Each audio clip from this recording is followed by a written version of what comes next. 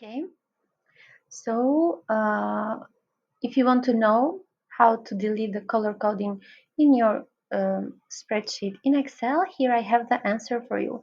I have opened a spreadsheet that contains some human resources data, but when I open it, I see that some cells are highlighted with some colors, and if I try to delete it, the colors, it's not possible. So that means that this color coding here on this green or red or purple are done with conditional formatting, this option here. If you want to know how to delete this conditional formatting and take it the file to the original um, version of it, you need to select.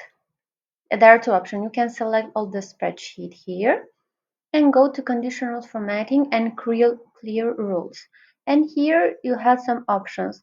You want to clear rules from the selected cells, which I have done. I have selected them from the entire sheet or from this table. So it depends on what you want to do. You can select it your option. I will go with the first one from selected cells, and you see how fast it is done. Thank you for your attention.